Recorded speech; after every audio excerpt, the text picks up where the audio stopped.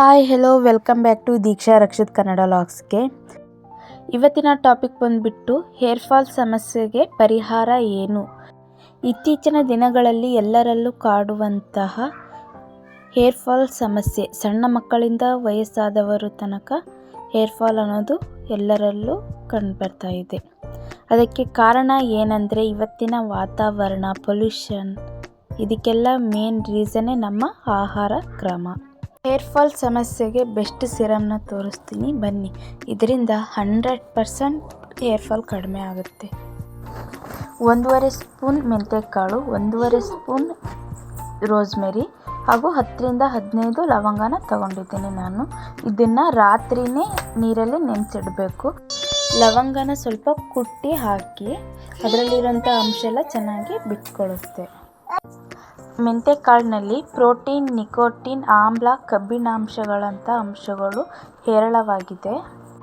ಕೂದಲು ಉದುರುವಿಕೆಯನ್ನು ತಡೆದು ಬೆಳವಣಿಗೆಯನ್ನು ಉತ್ತೇಜಿಸುತ್ತದೆ. ಮೆಂತ್ಯ ನೀರನ್ನು ಬಳಸುವುದರಿಂದ ಕೂದಲು ದಪ್ಪ, ಹೊಳೆಯುವ ಹಾಗೂ ಬಲಶಾಲಿಯಾಗುತ್ತದೆ.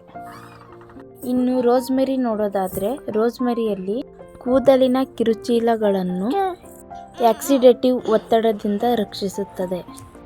ಇದು ಅಕಾಲಿಕ ಬೂದು ಬಣ್ಣವನ್ನು ತಡೆಯಲು ಸಹಾಯ ಮಾಡುತ್ತದೆ.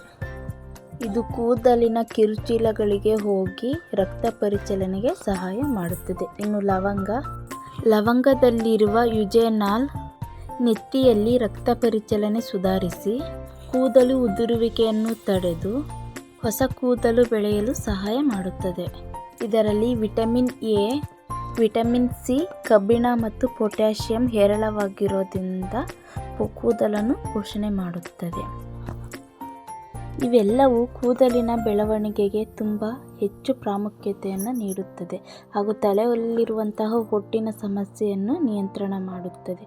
ಕೂದಲು ಉದುರೋದ್ರಿಂದ ಹಿಡಿದು ಹೊಸ ಹೇರ್ ಗ್ರೋತ್ ಆಗೋವರೆಗೂ ತುಂಬ ಚೆನ್ನಾಗಿ ಸಹಾಯಕವಾಗಿದೆ. ಇದನ್ನು ಸಿರಮ್ ರೂಪದಲ್ಲಿ ಬಳಸಬೇಕು. ಇವಾಗ ಚೆನ್ನಾಗಿ ಕುದ್ದಾದ ನಂತರ ನಾನು ಒಂದು ಸ್ಪ್ರೇ ಬಾಟ್ಲಿಗೆ ಇವಾಗ ಹಾಕ್ಕೊಳ್ತಿದ್ದೀನಿ.